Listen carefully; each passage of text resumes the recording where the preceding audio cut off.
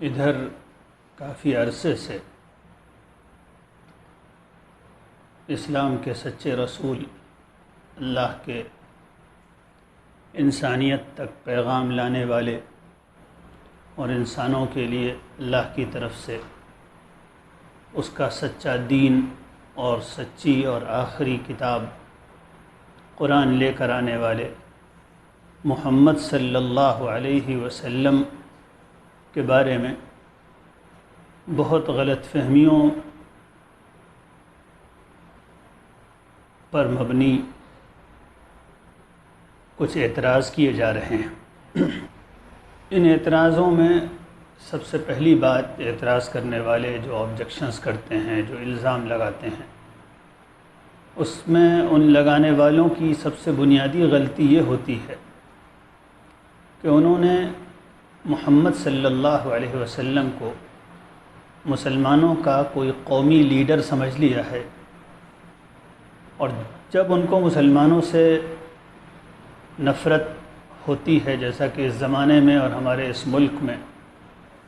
بہت زبردست ابال ہیٹ کا اور اسلاموفوبیا کا آیا ہوا ہے، جس کو ہر سمجھدار اور انصاف پسند انسان دیکھ رہا ہے اور اس سے سبھی تکلیف میں ہیں، تو ہوتا یہ ہے کہ جب لوگوں کو مسلمانوں سے نفرت ہوتی ہے تو ان کو یہ خیال ہوتا ہے کہ محمد صاحب مسلمانوں کے رسول ہیں۔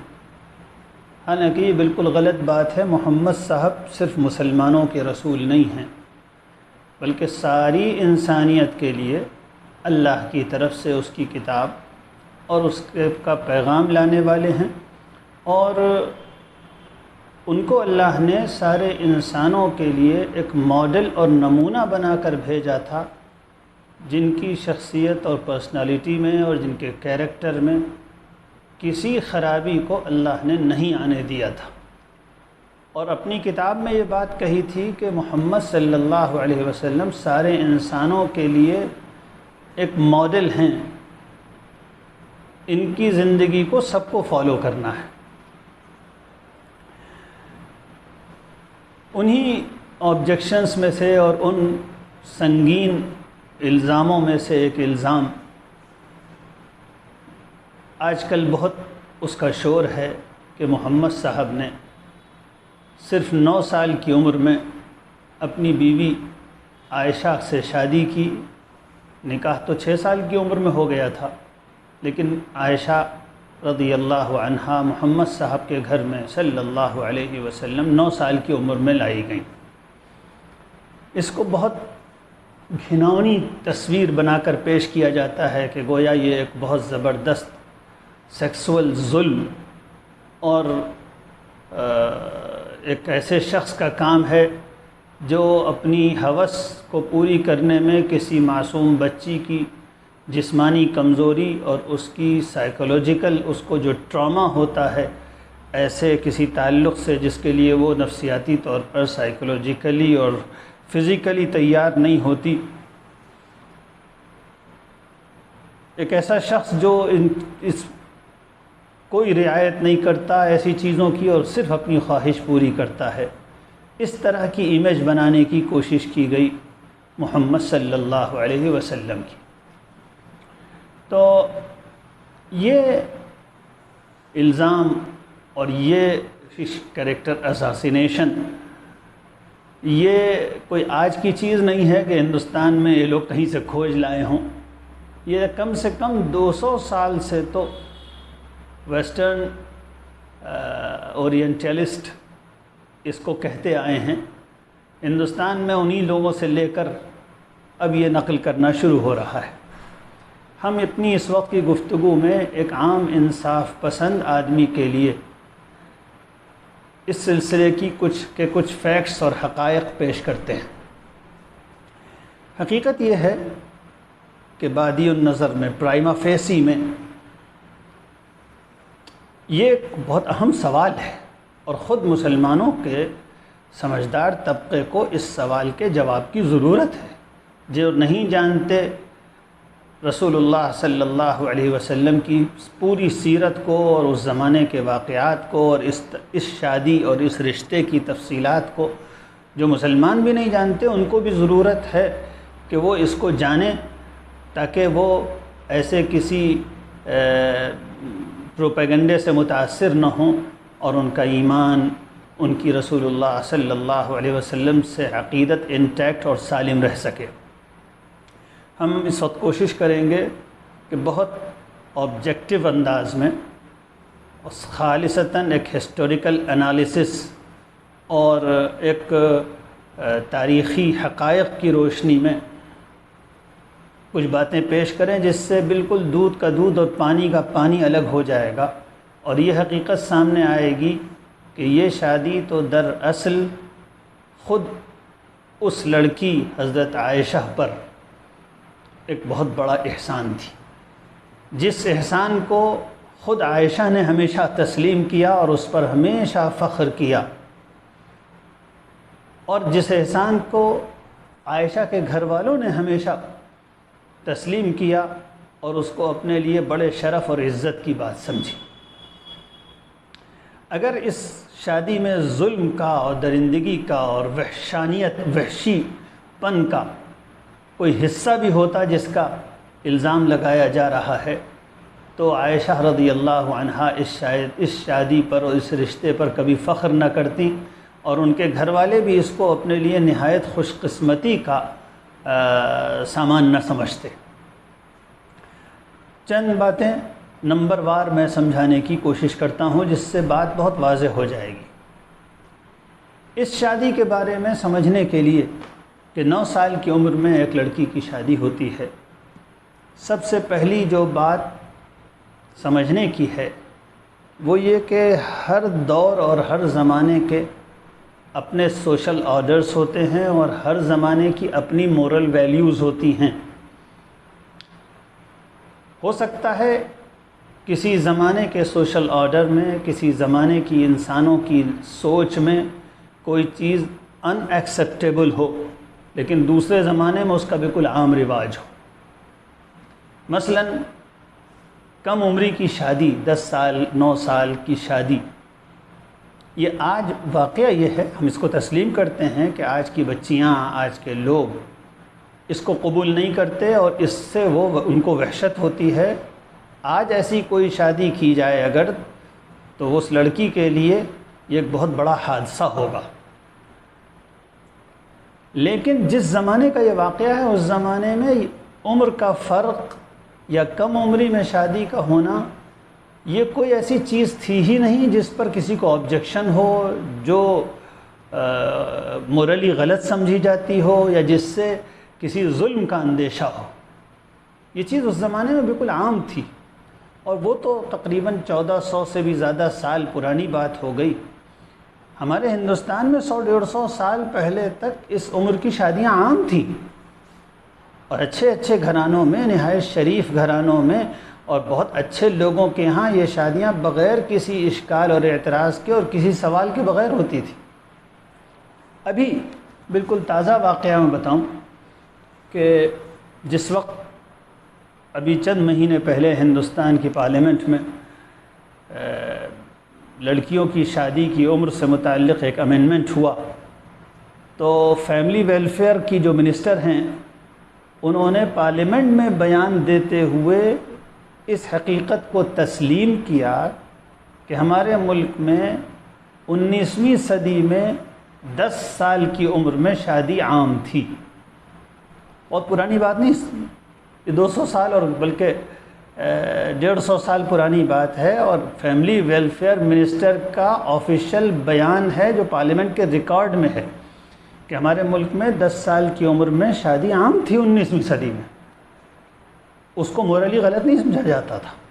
اس کو ظلم نہیں سمجھا جاتا تھا، تو وہ تو 1400 سال پرانی بات ہے۔ دوسری بات مجھے اس سلسلے میں یہ کہنی ہے کہ اس نکاح کا مقصد کیا تھا، اس عمر میں نکاح کس لیے کیا گیا؟ کیا اس عمر میں نکاح سیکسول ضرورت کے تحت ہوا تھا یا کوئی اور مقصد تھا؟ ہمارے سامنے محمد صلی اللہ علیہ وسلم کی زندگی، ان کے حالات، ان کا کیریکٹر، ان کی پوری life full light of the history میں ہے، اور یہ ایک بہت اہم بات ہے۔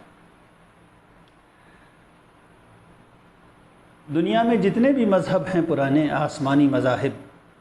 چاہے وہ کرسچینٹی ہو، چاہے اس سے پہلے کا جوڈائزم ہو، اور چاہے اس سے پہلے کے مذاہب ہوں، ایران کا پارسی مذہب ہو، اور چاہے ہندوستان کا اینشنٹ ویدانت کی فلسفی اور اس کا مذہب ہو،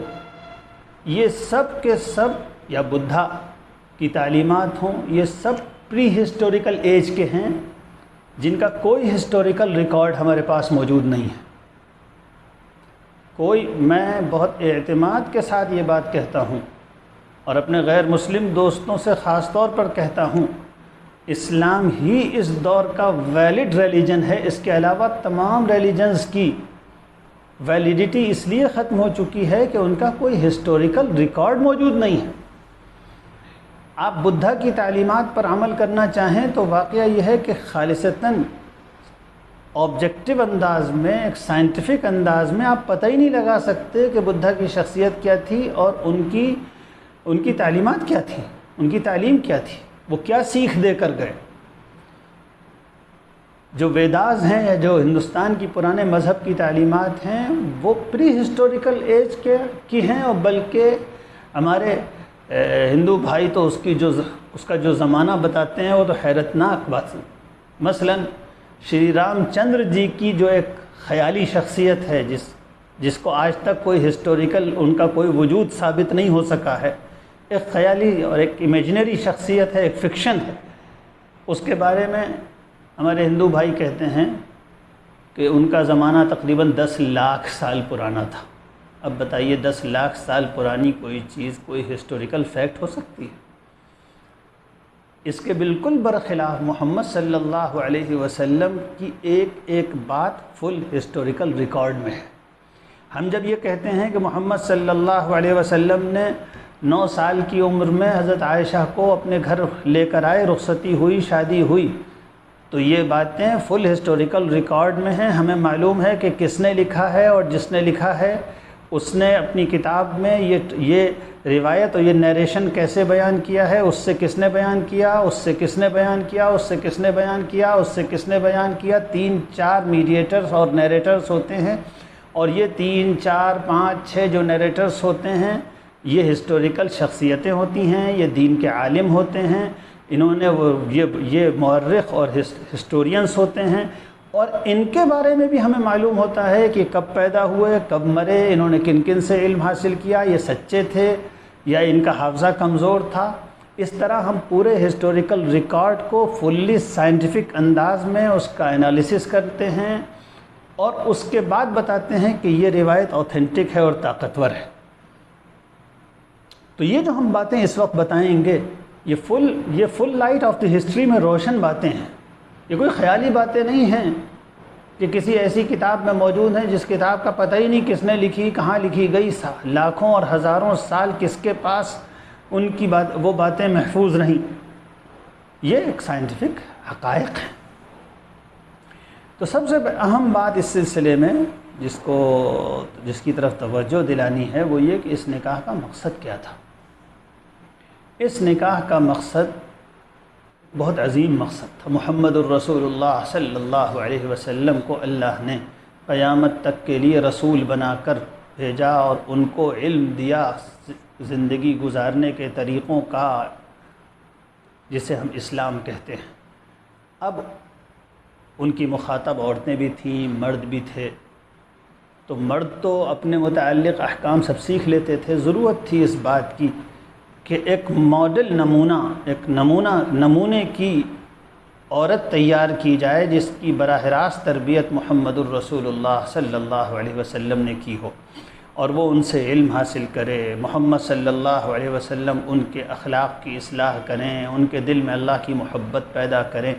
ایسی کوئی تربیت یافتہ خاتون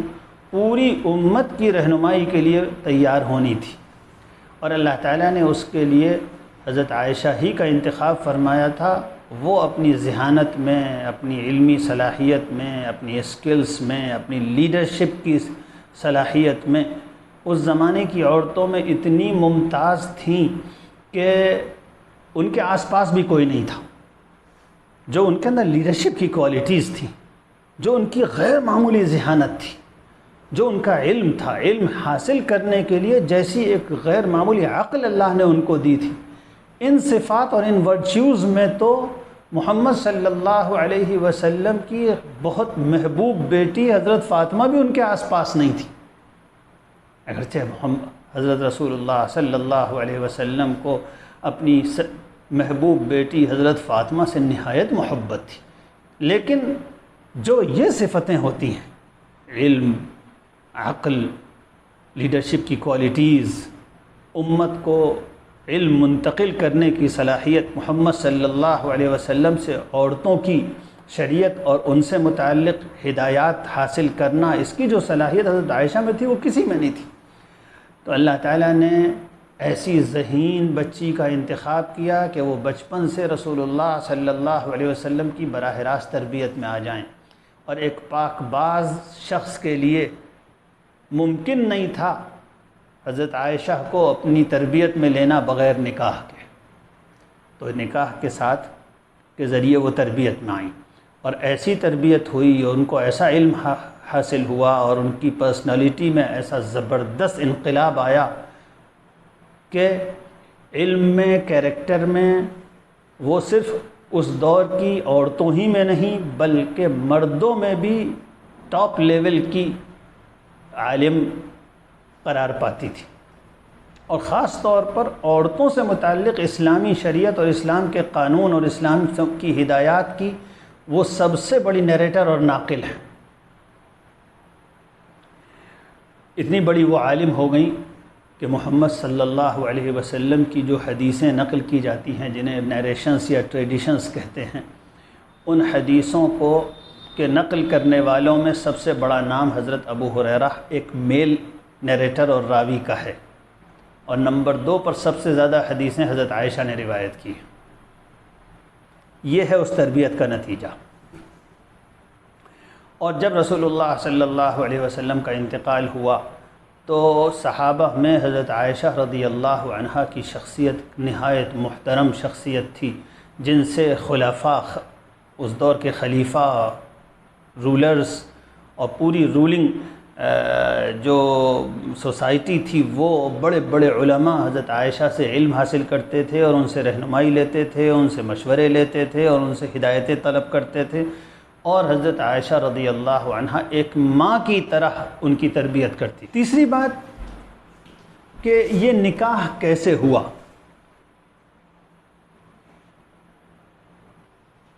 اس سے بھی بہت اس سلسلے میں ہونے والے اعتراضوں کی بنیاد ڈھا جاتی ہے.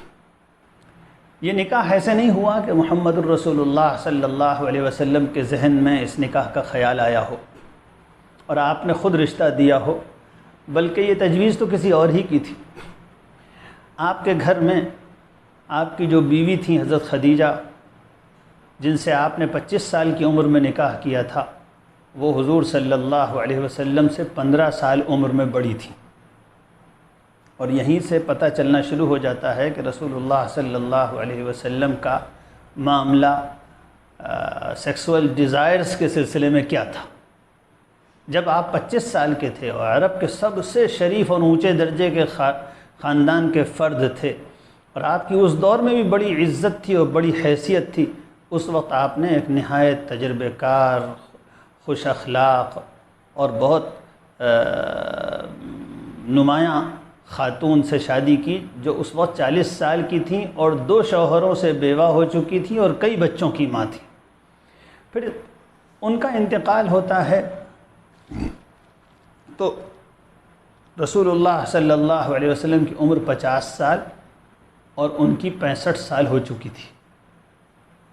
ان کے بچے جوان تھے. اس کے بعد 3 سال تک حضور صلی اللہ علیہ وسلم نے کسی کو بیاہ کے حضور اپنے گھر نہیں لائے غالباً. تو جب ان کا انتقال ہوا حضرت خدیجہ کا، تو حضور صلی اللہ علیہ وسلم بہت اثر تھا، بہت غم تھا. تو آپ کی ایک بہت جانثار اور محبت کرنے والی ایک صحابیہ تھیں حضرت خولہ بنت حکیم، جو آپ کے دوست حضرت عثمان ابن مظعون کی بیوی تھیں اور قریش کی ایک بڑی باعزت خاتون تھیں۔ انہوں نے رسول اللہ صلی اللہ علیہ وسلم سے کہا، اور رشتہ دار بھی تھیں حضور کی، کہ رسول اللہ صلی اللہ علیہ وسلم آپ پر غم ہے، گھر میں بھی کوئی نہیں ہے، بچیاں چھوٹی ہیں، تو آپ کسی سے نکاح کر لیجیے۔ تو حضور صلی اللہ علیہ وسلم نے پوچھا کس سے کروں، کوئی رشتہ ہے تمہارے ذہن میں؟ تو انہوں نے کہا کہ ایک تو بوڑھی خاتون ہیں سودا، اور وہ کافی بوڑھی تھیں، ان کی عمر تو حضرت خدیجہ سے بھی غالباً زیادہ تھی، ایک تو وہ ہیں، اور دوسری انہوں نے تجویز پیش کی کہ آپ کے بہت قریبی دوست ابو بکر کی بیٹی عائشہ، جن کی عمر اس وقت صرف 6 سال تھی۔ تو یہاں پر غور کیجئے کہ حضرت خولہ بنت حکیم جو اس رشتے کی تجویز پیش کر رہی ہیں، ان کے نزدیک بھی کم عمری کی وجہ سے شادی نہ ہونا یہ بات ان کے ذہن میں بھی نہیں تھی۔ اس سے بھی پتہ چلتا ہے کہ اس سوسائٹی میں، جیسا کہ اس کی اور بہت سی نظیریں اور مثالیں موجود ہیں، کہ اس زمانے میں کم عمری میں شادیاں ہوتی تھیں۔ اور میں نے تو کہا کہ ابھی 19ویں صدی تک ہندوستان میں 10 سال اور 9 سال اور 8 سال اور 7 سال میں شادیاں عام تھیں۔ تو خولہ بنت حکیم کو بھی اس پر کوئی آبجیکشن نہیں تھا کہ اتنی چھوٹی عمر کی لڑکی کی شادی کیسے ہو جائے گی اور اتنی بڑی عمر کے آدمی کے ساتھ۔ حضور صلی اللہ علیہ وسلم کو اس رشتے پر کوئی اعتراض نہیں ہوا، لیکن آپ نے یہ کہا کہ دیکھ لو۔ تو حضرت خولہ بنت حکیم حضرت ابو بکر اور ان کی اہلیہ ام رومان کے پاس، یعنی حضرت عائشہ کی والدہ کے پاس گئیں، اور دونوں کو بٹھا کر بات کی اور کہا کہ یہ رشتہ ہے، بتاؤ۔ تو ماں باپ دونوں موجود تھے، اور ماں باپ کو بھی یہ آبجیکشن نہیں ہوا کہ عمر بہت زیادہ ہے اور میری بیٹی کی عمر بہت کم ہے۔ انہوں نے یہ سوال ہی نہیں رکھا۔ ہاں یہ کہا کہ مجھ سے محمد صلی اللہ علیہ وسلم نے یہ کہا تھا کہ تم میرے اسلام کے رشتے کے بھائی ہو، تو بھائی بنا لینے کے بعد اب میری بیٹی سے نکاح وہاں کہاں ہو سکتا ہے؟ تو یہ تو ان کے ذہن میں سوال تھا، لیکن یہ سوال نہیں تھا کہ عمر میں بہت فرق ہے اور بچی کی عمر ابھی بس 6 سال ہے۔ تو حضرت خولہ گئیں رسول اللہ صلی اللہ علیہ وسلم کے پاس، کہا ابو بکر تو یہ کہہ رہے ہیں کہ آپ ان کو بھائی بنا چکے ہیں۔ تو آپ صلی اللہ علیہ وسلم نے فرمایا ہاں یہ بات تو صحیح ہے کہ میں ان کو اسلام کے رشتے کا بھائی بنا چکا ہوں، مگر اس طرح زبانی بھائی بنا لینا اسلام کے اور دینی رشتے کا، اس سے وہ رشتہ قائم نہیں ہو جاتا جس کے بعد نکاح نہ ہو سکتا ہو۔ بات واپس حضرت ابوبکر کے پاس پہنچی اور انہوں نے خوشی خوشی اس رشتے کو تسلیم کیا، قبول کر لیا، اور نکاح ہو گیا۔ اس کے بعد رسول اللہ صلی اللہ علیہ وسلم 3 سال کے بعد جب مدینے پہنچ جاتے ہیں، تو خود لڑکی کے باپ حضرت ابو بکر نے آ کے حضور صلی اللہ علیہ وسلم سے کہا کہ عائشہ اب بڑی ہو گئی ہے، اب اس کو آپ اپنے گھر لے آئیے۔ حضور نے نہیں منگایا، لڑکی کا باپ خود کہتا ہے، اور میں پھر یہ بات خاص طور پر اپنے غیر مسلم دوستوں کے لیے کہوں کہ میں جو باتیں کر رہا ہوں یہ کوئی میتھالوجی کی باتیں نہیں ہیں، یہ وہ باتیں ہیں جو ان کتابوں میں ہیں جو انسانوں نے لکھی ہیں، اور جن کو یہ نیریشنز اور یہ روایتیں ان لوگوں نے بیان کی ہیں جنہوں نے اپنے سے اوپر والے سے سنا، جنہوں نے اپنے سے اوپر والے سے سنا، اور وہ اس شادی کے وقت موجود تھے اور یہ باتیں خود سن رہے تھے اور دیکھ رہے تھے۔ تو یہ فل لائٹ آف ہسٹری میں فیکٹس ہیں یہ۔ تو لڑکی کے باپ نے خود کہا اور حضور صلی اللہ علیہ وسلم نے قبول فرمایا۔ حضرت عائشہ رسول اللہ صلی اللہ علیہ وسلم کے گھر آئیں۔ نمبر 4، اب جب حضرت عائشہ حضور اکرم صلی اللہ علیہ وسلم کے گھر آ گئیں تو حضور صلی اللہ علیہ وسلم کا ان کے ساتھ معاملہ کیا تھا؟ آپ صلی اللہ علیہ وسلم نے ان کے بچپن کی، کچی عمر کی، بچپن کے شوقوں کی، ہر چیز کی بہت رعایت کی۔ وہ بچپن والے گڑیا گڈے کا کھیل کھیلا کرتی تھیں، تو حضور صلی اللہ علیہ وسلم نے یہ چیزیں ان کو پرووائڈ کی، اور ان کے کھیلوں میں حضور صلی اللہ علیہ وسلم نے اپنے تمام سیکرڈ شخصیت اور مقدس شخصیت ہونے کے باوجود، اور اس وقت آپ کی عمر 53 سال تھی اور آپ عرب کے ایک بڑے لیڈر بن چکے تھے، ایک نبی تھے، آپ کے اوپر حکومت کی ذمہ داریاں تھیں، آپ کے اوپر جنگوں کے چیف آف اسٹاف ہونے کی ذمہ داریاں تھیں، آپ اس پوری حکومت کے سب سے بڑے قاضی اور چیف جسٹس بھی تھے اور لوگوں کو دین سکھاتے بھی تھے۔ اتنی مشغولیتوں کے ساتھ بخاری شریف وغیرہ کی روایتوں میں، حدیث کی کتابوں کی روایتوں میں ہے کہ حضرت عائشہ کے بچپن کے کھیلوں میں آپ دلچسپی لیا کرتے تھے، چھیڑا کرتے تھے، پوچھا کرتے تھے۔ سہیلیاں کھیلنے کے لیے آیا کرتی تھیں تو آپ گھر کو خالی چھوڑا کرتے تھے کہ بے تکلف ہو کے عائشہ اپنی بچیوں، اپنی دوستوں کے ساتھ، سہیلیوں کے ساتھ کھیلیں۔ ساتھ ساتھ حضرت عائشہ کی تربیت بھی چلتی تھی۔ حضرت عائشہ بہت ذہین خاتون تھیں، حضور کی باتیں سنتی تھیں، حضور کی چیزیں سیکھتی تھیں، قرآن سیکھتی تھیں، حدیث سیکھتی تھیں، دین سیکھتی تھیں، اور حضور صلی اللہ علیہ وسلم ان کی کمیوں پر ان کو ٹوکتے تھے، ان کو اچھے اعمال اور اخلاق کی تعلیم دیتے تھے۔ تو حضور صلی اللہ علیہ وسلم نے ان کی عمر کی پوری رعایت کی۔ نمبر 5، اب ہم آتے ہیں اس اعتراض اور اس الزام کے سب سے اہم حصے پر۔ اس پورے الزام اور اعتراض جو کچھ بھی بہت ہی دل آزار طریقے پر کہا جا رہا ہے، رسول اللہ صلی اللہ علیہ وسلم کی ساری عظمت اور آپ کی ساری پاکی کو نظر انداز کر کے نہایت گھناؤنے انداز میں جو کہا جا رہا ہے، جس کی جتنی بھی مذمت کی جائے کم ہے۔ کوئی انسان، کوئی شریف انسان اس طرح کی زبان نہیں بول سکتا کسی دوسرے کے مذہبی رہنما کے بارے میں۔ علمی اعتراض کرنے اور سوال کرنے کا انداز دوسرا ہوا کرتا ہے۔ جو ہو رہا ہے وہ بتا رہا ہے کہ یہ اعتراض کرنے والے کس قدر چھوٹی سوچ کے، کس قدر گھناؤنی سوچ کے، کتنے سخت ذہنی مریض ہیں۔ خیر، جو اصل اعتراض ہے وہ اس کا لب لباب اور صاف لفظوں میں اس کا حاصل یہ ہے کہ ایک انتہائی کم عمر کی لڑکی کے ساتھ اس کی جسمانی کمیوں کو نظر انداز کرتے ہوئے اس کے ساتھ سیکسول انٹرکورس کرنے کی کیا گنجائش ہے؟ یہی تو اعتراض ہے نا، اور تو کوئی نہیں ہے۔ یہی تو اعتراض ہے کہ ایک چھوٹی عمر کی لڑکی جو فزیکلی بھی تیار نہیں ہے، جو سائیکولوجیکلی بھی تیار نہیں ہے، جو نفسیاتی طور پر تیار نہیں ہے، جس کے اندر اس عمل کے لیے کوئی شوق نہیں ہے بلکہ خوف ہے، اس کے ساتھ کیا سیکسول انٹرکورس کیا جائے گا؟ یہی تو اعتراض ہے۔ اب ذرا جائزہ لیں کہ کیا ایسا ظلم، اس کا کوئی اشارہ بھی ملتا ہے تاریخی حقائق اور فیکٹس کی روشنی میں؟ ہم آپ سے پورے اطمینان کے ساتھ اور زبردست علمی دلیلوں کے ساتھ اور ہسٹوریکل فیکٹس کی روشنی میں کہہ سکتے ہیں کہ ایسا ظلم ہرگز نہیں ہوا، اور محمد الرسول اللہ صلی اللہ علیہ وسلم یہ تو بہت خطرناک اور گھناؤنا ظلم ہے۔ اس کے تو کیا گنجائش، اس سے بہت معمولی سے درجے کی زیادتیاں بھی حضور اکرم صلی اللہ علیہ وسلم کے یہاں ان ایکسیپٹیبل تھیں۔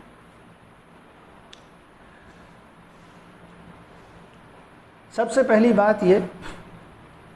کہ کیا حضور اکرم صلی اللہ علیہ وسلم کو اپنی سیکسول ڈیزائرز پر کنٹرول نہیں تھا کہ وہ ایسی زیادتی کریں گے؟ ہم آپ کو جواب نہیں دیتے، خود حضرت عائشہ سے اس کا جواب سن لیتے ہیں۔ ایک موقع پر حضرت عائشہ نے خود فرمایا، بخاری شریف کی روایت ہے، حدیثی کتابوں کی روایت ہے، ایک موقع پہ آپ نے، حضرت عائشہ نے خود فرمایا، ایکم املک لعربہ من رسول اللہ صلی اللہ علیہ وسلم، او مسلمانوں، او لوگوں، تم میں کون ہے جس کو اپنی سیکسول ڈیزائر پر، اپنی جنسی اور نفسانی خواہش پر رسول اللہ صلی اللہ علیہ وسلم جیسا قابو ہو؟ تم میں سے کوئی نہیں ہے۔ یہی حضرت عائشہ کہتی ہیں کہ اس معاملے میں سب سے زیادہ اپنے اوپر قابو رکھنے والا جو شخص ہو سکتا ہے وہ محمد صلی اللہ علیہ وسلم ہے۔ کس کی گواہی ہے یہ؟ جس کے بارے میں بدگمان ذہنی مریض یہ سمجھ رہے ہیں کہ اس کو اس زیادتی کا نشانہ بنایا گیا ہے، وہی گواہی دے رہی ہے کہ لوگوں تم میں سے کوئی اتنا کنٹرول کرنے والا نہیں ہے جتنا محمد صلی اللہ علیہ وسلم اپنی خواہشات کو کنٹرول کرتے تھے۔ تو حضور صلی اللہ علیہ وسلم کے بارے میں حضرت عائشہ نے خود ہی گواہی دے دی، اب کیا بچا؟ اگلے سوال اسی کی، اور ہم اس کی گواہیاں پیش کرتے ہیں۔ آپ ہم سب جانتے ہیں کہ کسی بچی کے ساتھ اتنی کم عمری میں اگر ریپ اور فورسفلی اس کے ساتھ یہ تعلق قائم کیا جائے اس کی مرضی کے بغیر، اس کی فزیکل انکیپیبلٹی کو نظر انداز کر کے، اس کی نفسیاتی حالت کو نظر انداز کر کے اس کے ساتھ یہ تعلق قائم کیا جائے جس کے لیے وہ جسمانی طور پر بھی ابھی اس کا نشو و نما اتنا نہیں ہوا ہے، اور اس کے اندر ابھی وہ ہارمونز بھی پیدا نہیں ہوئے ہیں جس سے وہ ان چیزوں کو قبول کر سکے، یہ خواہشات پیدا نہیں ہوئی ہیں۔ تو جس عورت کے ساتھ، جس لڑکی کے ساتھ بچپن میں یہ ظلم ہوتا ہے، یہ زبردست ٹراما ہوتا ہے۔ اس ٹراما کا امپیکٹ اور اس کا اثر اس کی پرسنالٹی میں بہت گہرا ہوتا ہے، اور یہ حادثہ اگر ایک آدھ مرتبہ ہو تو شاید وہ اس سے ابھر بھی جائے، لیکن اگر کوئی لڑکی اس عمر میں لگاتار ایسے ظلم کا شکار بنائی جائے کسی جگہ قید کر کے، اور وہ چھٹپٹاتی رہے اور اس ظلم سے باہر نہ آ سکے، تو اس کے اوپر اس ٹراما اور اس شاک کا جو نفسیاتی اور سائیکولوجیکل امپیکٹ ہوتا ہے، وہ اس کو کوئی بیلنسڈ پرسنالٹی، کوئی متوازن پرسنالٹی نہیں رہنے دیتا۔ وہ عورت اور لڑکی ہمیشہ چڑچڑی رہے گی، ہمیشہ غصے ور رہے گی، ہمیشہ ایک خراب قسم کے نفسیاتی کیفیت کا شکار رہے گی، وہ ایک متوازن شخصیت کبھی نہیں بن سکتی۔ کیا حضرت عائشہ رضی اللہ عنہا نے اپنی پوری زندگی جو گزاری اس میں ہمیں کہیں اس ٹراما کا، اس نفسیاتی خطرناک تجربے کا کوئی اثر نظر آتا ہے؟ یا یہ نظر آتا ہے کہ ام المؤمنین، سارے ایمان والوں کی ماں حضرت عائشہ رضی اللہ عنہا نہایت حلیم الطبع، نہایت بردبار، نہایت سمجھدار، نہایت معاملہ فہم، نہایت اعلیٰ لیڈرشپ اسکلس رکھنے والی، سماج کی رہنمائی کرنے والی، بڑے بڑے مسائل کو حل کرنے والی، اور اس درجے کی خاتون بن گئیں کہ حکومتیں ان سے مشورہ لیا کرتی تھیں، خلیفہ ان کی بات مانا کرتے تھے، وہ حکومت کی کارکردگی پر نظر رکھتی تھیں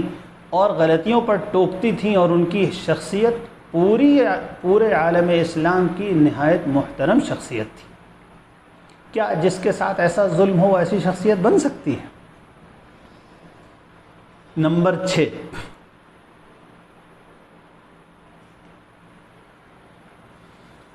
کیا ایسی لڑکی جس کے ساتھ اس کے معاذ اللہ کسی ظالم شوہر نے ایسا درندگی کا برتاؤ کیا ہو جس کا الزام ہے، ایسی لڑکی کو اپنے اس شوہر سے نہایت محبت ہوگی یا نفرت ہوگی؟ وہ اس شوہر کو بھولنا چاہے گی کہ یاد رکھنا چاہے گی؟ وہ جب ایسی پوزیشن میں پہنچ جائے گی کہ اپنے دل کی بات کہہ سکے تو وہ اس شوہر کے لیے اگر نفرت کی باتیں نہیں بھی کہے گی تو کم سے کم چاہے گی کہ اس صدمے کی یاد اس کی زبان پر بھی نہ آئے اور اس کے ذہن میں اس کی پرچھائی بھی نہ پڑے۔ لیکن اس کے برخلاف ہم دیکھتے ہیں کہ امی عائشہ رضی اللہ عنہا رسول اللہ صلی اللہ علیہ وسلم پر جان نثار کرتی تھی، نہایت محبت کرتی تھی زندگی میں بھی، اور حضور صلی اللہ علیہ وسلم کی وفات کے بعد بھی نہایت محبت اور عقیدت اور احترام کے ساتھ ان کا تذکرہ کرتی تھی۔ کیا ایسے ظالم، معاذ اللہ، ایسے ظالم اور درندگی کے ساتھ پیش آنے والے سے عقیدت ہوا کرتی ہے؟ اور امی عائشہ کا یہ حال تھا کہ ان کو سارے عالم میں اللہ کے بعد اگر کسی کا احترام تھا تو محمد الرسول اللہ صلی اللہ علیہ وسلم کا احترام تھا۔ آپ حضور صلی اللہ علیہ وسلم سے زندگی میں بار بار کہا کرتی تھی، میرے ماں باپ آپ پر قربان، فدا کا ابی و امی۔ میرے ماں باپ آپ پر قربان۔ کیا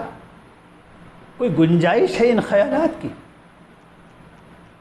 اسی لیے محمد صلی اللہ علیہ وسلم کے دشمنوں نے اور نہ جانے کیا کیا اوٹ پٹانگ اعتراض اور الزام ان کے اوپر اس زمانے میں لگائے تھے، مگر یہ الزام تو اس زمانے کے دشمنوں نے بھی نہیں لگایا،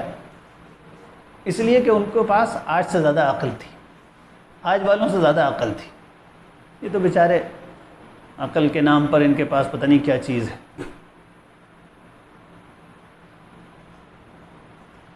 کیسی محبت تھی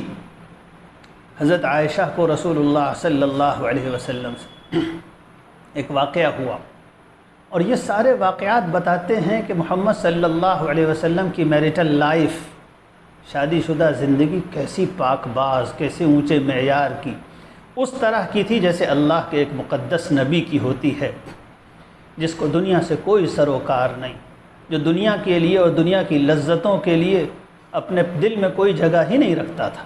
ہاں انسان تھا، اور یہ اہم بات ہے، یہ ضرور نوٹ کرنی چاہیے اس سلسلے میں، اسلام کا رسول کوئی اوتار نہیں، کوئی دیوتا نہیں،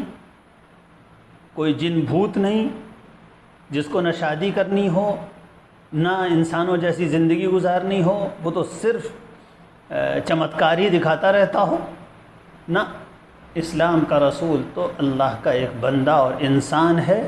جس کا اللہ نے انتخاب کیا ہے اپنا پیغام انسانوں تک پہنچانے کے لیے۔ وہ انسان ہے اور اس کے اندر انسانوں کی تمام ضروریات ہیں اس کو لاحق، اس کو شادی بھی کرنی ہے، اس کو بیویاں بھی رکھنی ہیں، اس کو کھانا بھی کھانا ہے، اس کو سونا بھی ہے، ساری ضرورتیں، تبھی تو ہمارے لیے کوئی ماڈل بن سکتا ہے۔ اگر کوئی خدا کا اوتار بن جائے تو پھر وہ ہمارے لیے ماڈل اور نمونہ نہیں ہے، وہ تو اوتار ہے، اس کے اندر تو خدا اوترت ہو گیا، اگرچہ ایسا ہوتا کچھ نہیں ہے۔ خدا اتنا بڑا اور اونچا ہے کہ وہ اپنی کسی مخلوق میں اوترت نہیں ہوتا، مخلوق الگ ہے، کریچرز الگ ہیں، خدا الگ ہے۔ لیکن اسلام کا جو رسول ہے وہ چونکہ ہم لوگوں کے لیے ایک ایسا ماڈل ہے جس کو فالو کرنا ہے، اور جس کی زندگی میں ہم کو ایک زبردست انسانی نمونہ ملتا ہے، اعلیٰ مورل ویلیوز کا، پریکٹیکلٹیز کا، پریکٹیکل لائف کا، اس لیے اس کے اندر انسانوں کی تمام خواہشات ہیں، اس کو وہ شادی بھی کرتا ہے، اور شادی کے بعد جو تعلقات ہوتے ہیں وہ بھی قائم کرتا ہے۔ ہاں، اس کی خاص بات یہ ہے کہ وہ یہ کہہ کر دنیا میں زندگی گزارتا ہے کہ میری کوئی پرائیویٹ لائف نہیں ہے، میرا کوئی ایسا راز نہیں ہے جو لوگوں سے چھپا کر رکھا جائے، میری زندگی اوپن بک ہے، اس لیے کہ مجھے خدا نے سارے انسانوں کے لیے نمونہ بنا کر بھیجا ہے۔ ہر چیز کا علم حاصل کرو، یہاں تک کہ میرے بستر کے واقعات بھی لوگوں کو بتا دیے جائیں تاکہ لوگوں کو معلوم ہو کہ خدا کی شریعت کیا ہے اور اس سلسلے میں صحیح طریقہ کیا ہوتا ہے۔ تو حضور صلی اللہ علیہ وسلم کی زندگی میں ایک واقعہ ہوا، آپ کی بیویوں نے جو کئی ایک تھیں، آپ کے گھر کی غربت کو محسوس کیا، مدت گزری تھی اس گھر میں فقر و فاقے کے ساتھ گزر کرتے ہوئے، کبھی 2 وقت کا کھانا نصیب نہیں ہوتا تھا، یہ پوری زندگی کا معمول تھا۔ جب آپ حاکم بن گئے اور آپ کے تحت حکومت آ گئی، تب بھی محمد صلی اللہ علیہ وسلم کے گھر میں 2 وقت کھانا نہیں پکتا تھا، ایک وقت کھا لیا تو ایک وقت فاقہ ہوتا تھا۔ تو جب مدینے میں خوشحالی آ گئی اور خاص طور پر خیبر کے بڑے شاندار باغات کا لگان آنے لگا، تو مدینے کے لوگوں کے ہاں گھر میں ضرورتیں پوری ہونے لگی، تو رسول اللہ صلی اللہ علیہ وسلم کی بیویوں نے آپس میں مشورہ کر کے حضور صلی اللہ علیہ وسلم سے کہا کہ اب تو حالات اچھے ہو گئے ہیں، لگان آتا ہے، آپ ہی کے ذریعے سارے جگہوں پر بٹتا ہے، اگر ہمارے گھر میں بھی اتنا انتظام ہو جاتا کہ 2 وقت دال دلیا کچھ ہو جایا کرتا تو اچھا تھا۔ اللہ کو اور اس کے رسول کو یہ بات اچھی نہیں لگی کہ رسول اللہ صلی اللہ علیہ وسلم کی بیویاں اتنا سا بھی مطالبہ کریں۔ اللہ تعالیٰ کی طرف سے قرآن میں حکم آیا کہ اے محمد اپنی بیویوں سے کہہ دو اگر دنیا کی زندگی کا آرام چاہیے تو محمد تو میں یعنی حضور صلی اللہ علیہ وسلم سے کہا کہ کہہ دو اگر تم کو دنیا کی زندگی کا عیش و آرام اور چمک دمک چاہیے تو میں تم کو خوبصورتی کے ساتھ تحفے تحائف دلا کر رخصت کر دوں، اور پھر تمہاری راہ الگ اور میری راہ الگ۔ اور اگر تمہارے دل میں اللہ اور اس کے رسول کی محبت ہے اور اس دنیا کے بعد والی زندگی میں تم جنت چاہتی ہو اور وہاں بھی اللہ کے رسول صلی اللہ علیہ وسلم کے ساتھ رہنا چاہتی ہو، تو اس گھر میں تو ہمیشہ فقر کی ہی بادشاہت رہے گی، یہاں تو چولہا ٹھنڈا بھی رہے گا گرم بھی رہے گا۔ حکم دیا گیا کہ محمد اپنی بیویوں سے کوئی اختیار دے دو، چاہے تمہارے ساتھ رہیں چاہے علیحدگی اختیار کر لیں۔ رسول اللہ صلی اللہ علیہ وسلم نے اپنی بیویوں کو یہ اختیار دیا، اور سب بخاری شریف کی روایت ہے جو بہت آتھینٹک روایت ہوتی ہے ہمارے یہاں، کہ حضور صلی اللہ علیہ وسلم نے سب سے پہلے حضرت عائشہ ہی سے کہا کہ تمہیں اختیار ہے، تم میرے ساتھ رہنا چاہو تو بھئی ہمارے ہاں تو یہی تنگی رہے گی، علیحدہ ہونا چاہو تو علیحدہ ہو جاؤ، آرام سے رہو گی۔ حضرت عائشہ نے جب ان کو اختیار مل گیا تو فوراً کہا نہیں میں تو آپ کے ساتھ رہوں گی۔ کیا اگر ان کے ساتھ وہ سب ہوتا جو کہا جا رہا ہے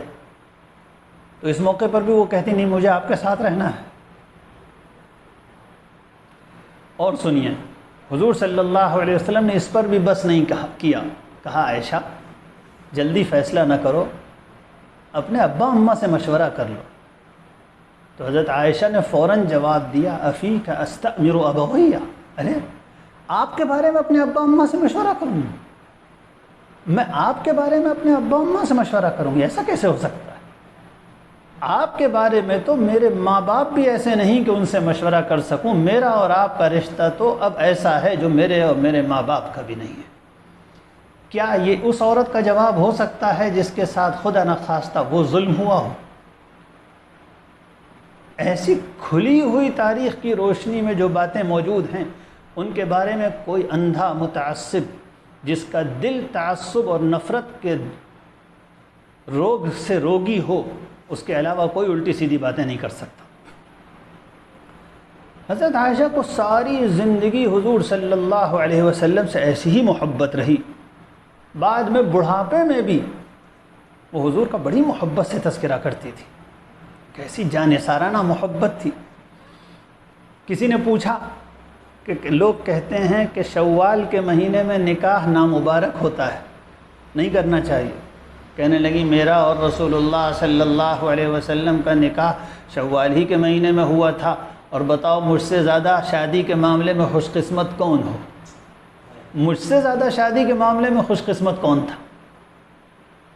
تو حضرت عائشہ تو اپنے آپ کو اس عمر میں شادی میں آنے پر خوش قسمت محسوس کرتی تھیں۔ انہوں نے کبھی بھی خیال بھی نہیں آیا کہ ان کے ساتھ کوئی معمولی سی ایسی بات ہوئی جس سے ان کے جذبات کو چوٹ پہنچی، اس لیے کہ وہاں تو جذبات کی ایسی رعایت کی جاتی تھی جیسے نازک آبگینوں کی کوئی سمجھدار شخص کرتا ہے۔ کسی نے پوچھا مہندی لگانا کیسا ہے؟ کہنے لگی مہندی لگانا تو بالکل ٹھیک ہے، لیکن میرے محبوب کو اس کی بو پسند نہیں تھی اس لیے میں نہیں لگاتی۔ حضور صلی اللہ علیہ وسلم کے انتقال کے بعد سالوں بعد